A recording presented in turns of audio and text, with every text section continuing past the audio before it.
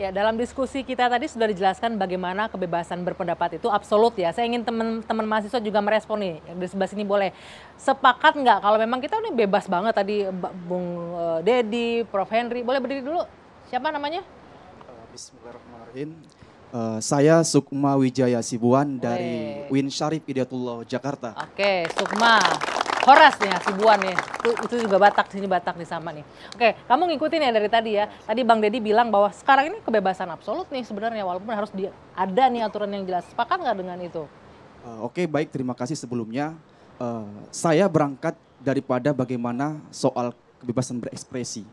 Menurut saya, kebebasan berekspresi pada esensinya adalah merupakan suatu hak asasi manusia.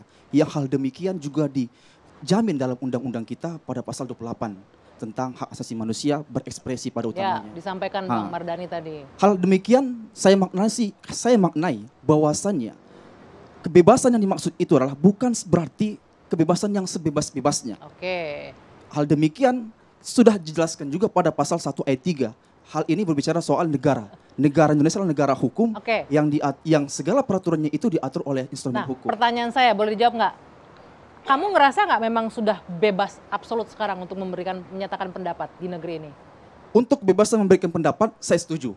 Hal demikian kita juga dijamin. Tapi yang menjadi persoalan utama adalah bagaimana kemudian kebebasan berpendapat ini memiliki parameter yang jelas sehingga kemudian kita masyarakat ini tidak dibingungkan oleh hal-hal yang sifatnya subjektif. Mungkin begitu, Pak. Oke, Sukma, thank you. Nih Prof, ini menarik nih Prof.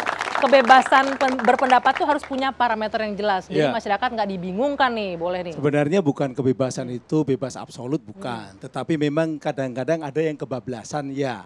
Seringkali kebebasan-kebebasan itu digunakan seperti yang disampaikan Presiden kemarin. Digunakan untuk mencaci maki, untuk melampiaskan kedengkian dan sebagainya dengan bahasa-bahasa yang sebenarnya tidak beradab. Ya, bukan hanya tidak etis tapi tidak beradab. Nah, di perbedaan antara kebebasan berpendapat, kritik dengan yang dilarang oleh undang-undang. Karena memang bagaimanapun juga dilarang undang. Ada larangan-larangan. Batasan-batasannya. Ada batasan-batasan. Ya, apa itu yang dilarang? Satu, yaitu menuduh kepada seseorang. Jadi yang namanya pencemaran nama baik, penghinaan itu kalau mengikuti KUHP ada 11 pasal. Tapi kalau mengikuti Undang-Undang ITE hanya 2 pasal. Larangannya adalah satu, menuduh, menyebarkan tuduhan di dunia internet itu. Jadi mendistribusikan, mentransmisikan atau menyebarkan di dunia internet berupa informasi tuduhan pada seorang. Itu tidak boleh. Apalagi ini pasal 311 ya. Tuduhan itu adalah fitnah. Yaitu apa? Tuduhannya itu bertentangan dengan yang diyakini oleh penuduhnya. Saya tahu Pak Dedi baik, tapi karena saya ingin menghancurkan karir dia, saya katakan bahwa dia sering nyuri uang saya. Misalnya begitu. Ya kalau tuduhan itu dikatakan boleh, orang lalu boleh menuduh, maka hancur tatanan dunia ini. Karena hak hidup orang itu juga dilindungi oleh negara untuk hidup secara normal gitu loh. Ya kalau saya dituduh, Mas Haris Azhar dituduh, Pak Dhani Alisera dituduh yang jelek-jelek, yang kena korbannya bukan hanya kita-kita, tapi anak kita. Coba kalau dituduh mencuri, dituduh korupsi besar-besaran. Oke, kalau untuk itu kita sepakat ya Prof ya, untuk memfitnah tidak boleh segala macam. Batasan ketika memberikan kritik, ini fitnah, kalau kritik itu bencian. Tidak setuju, tidak mendukung, menganggap bahwa kebijakannya keliru, menganggap bahwa apa yang dia lakukan itu sesuatu yang sangat tidak masuk akal, itu boleh gitu ya. Tapi ketika sudah tadi menyerang pribadi dan pribadi yang diserang adalah dengan tuduhan-tuduhan yang tidak berdasarkan fakta, nah itu yang kemudian dilarang oleh undang-undang. Oke, itu sepakat. Karena udah jelas sekali nih pasal-pasalnya. Ya, sebentar Prof. Saya mau ke Bung Haris. Apakah saat ini kita memang sudah bebas untuk memberikan kritik kepada pemerintah menurut Anda, menurut kacamata Anda? Tanpa harus rasa was-was dan ragu. Kalau pakai pendekatan hukum dan negara, saya mungkin mau bilang tidak absolut.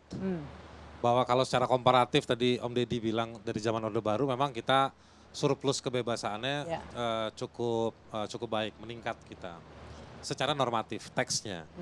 Tapi belakangan dalam sisi prakteknya banyak dilema. Jadi kebebasan itu ada, tetapi dipraktekkan, tetapi pelaporan atau pemidanaan, represi, intimidasi terhadap kebebasan Juga ada itu juga berjalan. meningkat. Ah. Jadi kebebasan itu ada, tetapi setelah mempraktekkan kebebasan itu juga ada intimidasi. Jadi makin variatif situasinya hari ini. Situasinya seperti itu. Nah kalau saya mau simulasikan dalam pendekatan-pendekatan hak asasi manusia, saya pikir tadi mungkin definisi kebebasannya mungkin kita perlu rapikan juga. Dalam hak asasi manusia kebebasan itu bukan berarti kita boleh datang bawa bambu ke rumah orang kita hancurin terus kita bilang ngapain kamu begini, ini kebebasan berekspresi, enggak. Itu kekerasan. Ya, enggak lah ya. Itu Oke. kebebasan, saya kasih contoh yang ekstrim. Ya, Itu bukan kebebasan. Nah kebebasan itu persoalannya di Indonesia ada freedom dan liberty diterjemahkan sama-sama sebagai kebebasan. Padahal dalam perdebatan keilmuan di dunia politik, hukum, freedom itu yang melekat pada si sosok manusia.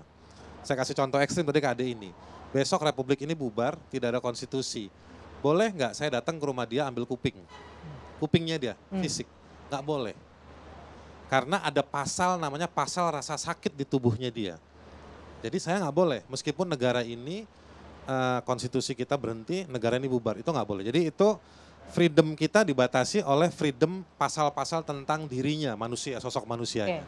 Liberty, dia lebih masuk pada soal kita janji nih bikin negara ini harus bla bla bla melayani yang kita perdebatkan lah sepanjang hari, setiap hari di mana Republik ini berdiri. Nah itu ada fungsi negara, institusi negara dan lain-lain. Nah perdebatan kita, ya kan, kalau misalnya Om Deddy tadi bilang soal freedom ini absolut, saya pikir iya dalam konteks positifnya melekat pada si jiwa.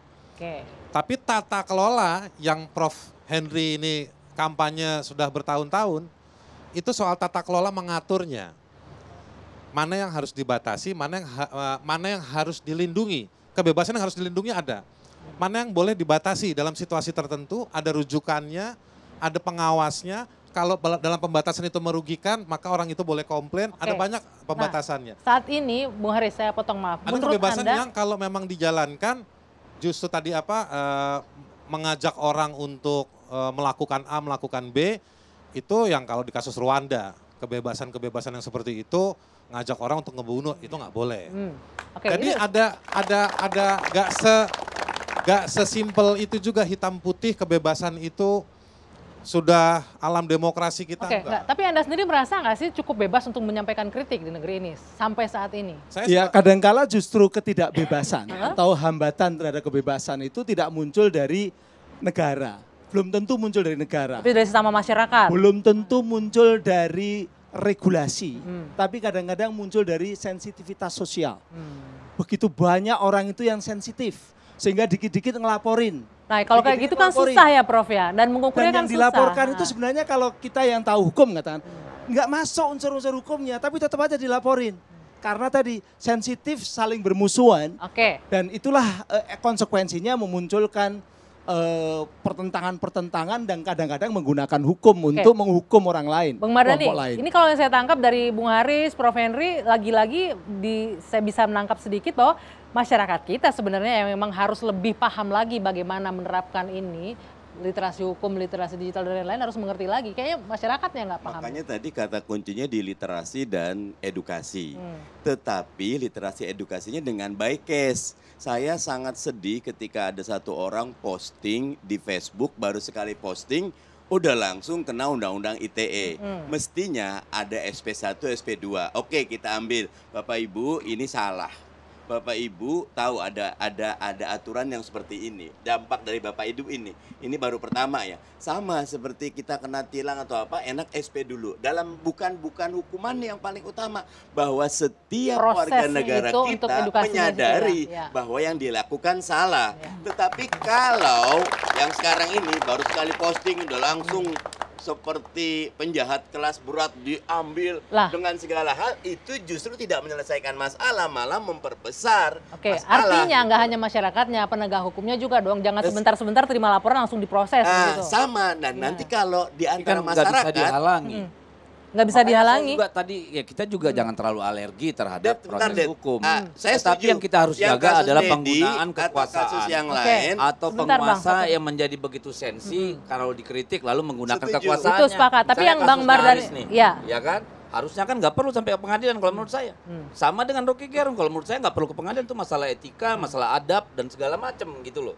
Nah ini yang harusnya kita persoalkan ya. Oke, Karena tapi- ini menyangkut instrumen negara. Betul, tapi permasalahannya Bang Deddy begini, ketika masyarakat sedikit-sedikit lapor dan diproses itu juga harusnya diatur juga. Ada kata kunci di sini aparat. Tadi Haris Azhar udah bilang datanya polisi melaporkan mereka yang punya kasus undang-undang ITE mestinya tidak boleh.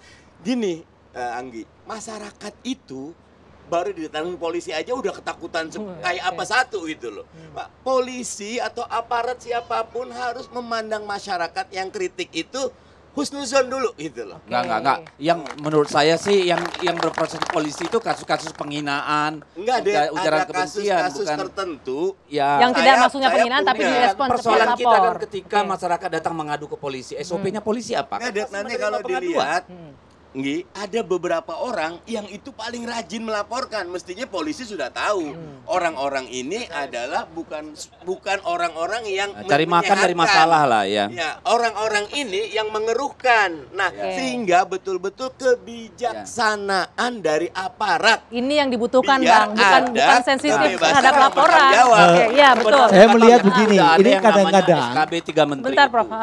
yang harusnya kan dipakai. Tapi kan dalam beberapa kasus sering nggak terjadi. Tapi itu kan sudah banyak sekali berkurang dibanding dulu setelah ada itu ya. Restoratif Terutama- justice iya, restoratif segala macam justice ya. itu, Oke, ya. gimana? Tapi saya mau membedakan dua dulu lah. Kalau menurut saya kritikus itu penting banget. Tanpa kritik dan kritikus, ya, yang namanya demokrasi itu nggak akan pernah sehat Ya. dan dewasa. Gitu. Tapi itu tadi saya mau ingatkan bedanya antara kritikus, ya, devil's advocate tadi dengan demagog, manipulator, provokator. Oke. Jadi ini adik-adik nih mahasiswa nih baca tuh tulisan Haryat Moko di Opini Kompas. Ini saya tunjukin aja contohnya nih. Dia tulisan dia, ya. Ini dia katakan, Devil Advocate mendorong pemeriksaan yang menyeluruh, perdebatan yang sehat dan membantu mengidentifikasi potensi kelemahan, konsekuensi yang tidak diinginkan atau aspek yang terlewatkan dalam mempengaruhi hasil atau aktivitas kebijakan publik. Bedanya sama demagog apa nih? Ini Memanipulasi tadi ya, itu. Ya, demagog biasa terlibat dalam taktik serangan pribadi, menyebarkan informasi yang terdistorsi atau menggunakan bahasa yang menghasut untuk mendiskreditkan sudut pandang yang tentangnya. Oke. Ya, alih-alih mendorong perdebatan sehat dan analisis tajam melalui perspektif berbeda, demagog memprioritaskan untuk melemahkan lawan, mementahkan diskusi, mencegah konsensus. Ya itu persis Oke. yang dilakukan Rocky Gerung. Ya, orang yang nggak ada di sini Ya. malam ini tadi dua kali. Tapi persoalannya Oke, itu persoalannya apa, begini. Sebenarnya undang-undang ITE itu tidak seperti yang dikhawatirkan banyak orang termasuk tokoh-tokoh. Saya tahu persis yang dilapor-laporkan itu tidak bisa masuk undang-undang ITE. Undang-undang ITE itu pasalnya yang bisa menjerat itu cuma tadi pasal 27 ayat 3 sama pasal 28 ayat 2. Bahkan hoax itu tidak bisa kena undang-undang ITE. Tapi faktanya banyak yang dilaporkan akibat itu juga kita nggak bisa menutup Kan mata. saya Prof. katakan, masyarakat sensitif, dia akan melaporkan walaupun nggak ada pasalnya. Ini yang di Bang Mardhani bilang, polisinya juga harus bijaksana, aparat Nah, hukumnya juga harus cuma bijaksana yang bisa ketika untuk menerima nahan itu kan laporan pasal itu. 28 ayat 2. Oke. Nah, pasal 28 ayat 2 itu hanya terkait tentang provokasi untuk permusuhan SARA. Kalau ada provokasi mengajak permusuhan SARA, kena dia pasal 8 ayat 2. Tapi di luar itu tidak. Kalau ngeritik itu nggak akan bisa kena. Ngeritik itu kan tidak setuju dengan kebijakan orang Pertanyaan saya, ketika ada masyarakat yang nggak literate lah secara hukum, nggak ngerti, tapi merasa misalnya dia datang ke polisi, apakah penyidik, apakah penyidik atau Menerima atau laporan? menolak atau ya. Ini SOP-nya di polisi gimana? pasti menerima, pasti menerima. Pasti Tetapi kan persoalannya begini, seperti kasus Bogor nih, baru saja yang tadi Ya. kasus Wahyu itu kan ngeritik masyarakat sebenarnya. Nggak ada apa-apa. Cuman kebetulan masyarakat yang dikritik ternyata punya relasi. Nah, ini dengan lain kepolisian. soal ini berarti nih. Yang punya Ada relasi relasi. atau punya kekuatan. Oke. Dia ditahan 5 bulan gitu. Padahal nggak masuk dia di dalam unsur-unsur itu. Nah, ini Prof yang disampaikan Bung Mardhani, Tapi itu aparat tidak- hukumnya sebenarnya bagaimana kan bukan ketika urusan memproses tadi. ini. Ya. Bukan Tapi Prof urusan- nggak bisa kita memisahkan fakta-fakta di lapangan, Ya, ya. undang-undangnya Nah. jelas, tapi fakta di lapangan sangat menakutkan. Ini makanya dan itu kita harus membuat mencari masyarakat solusinya. Nggak juga lah menakutkan. Solusinya begini. Menakutkan, Det.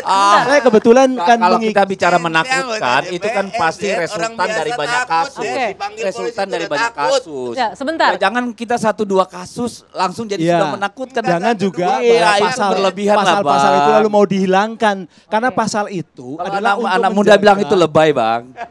pasal itu untuk Mau menjaga dibuka datanya. Sebentar Bang, gimana Prof? pasal itu? 28 ayat Hah? 2 itu untuk menjaga kebinekaan kita. Ya. Jadi kalau itu dihilangkan nanti ada orang provokasi perbedaan agama, provokasi perbedaan suku, tidak ada pasal yang melarang. Tidak ada yang mengaturnya nanti Nah, kemudian. itulah makanya ada pasal 28 ayat 2. Tetapi yang sering jadi masalah di lapangan itu kan polisi dilapori tadi, kan? Kemudian ada ahli, saksi ahli yang kadang-kadang mengikuti skenario itu. Nah, saksi-saksi ahli ini kadang-kadang dari kampus. Ini Prof, juga. saya mau nambahin nih, saya mau nambahin begini. Nanti, Ini boleh ditanggapi industri. nanti. Sebentar, Ini udah sebentar. jadi Abis industri ini. loh. Iya. Ini udah jadi industri. Wah, jadi untuk- industri. Udah jadi industri. Jadi sumber cuan begitu. Oke, oke nanti Industri ini masalah. menarik. Ini Nanti nanti saya jelasin. dijelaskan ya menarik. Makanya ini. ke SKB itu sebenarnya harus diikuti. Oke, Gitu. Kalau nanti SKB kita diikuti, benarkah udah selesai ini itu. sudah jadi industri sumber cuan kata Bung Haris. Hal-hal seperti ini. Usai jeda saat lagi. Ngeri dong kalau jadi sumber cuan.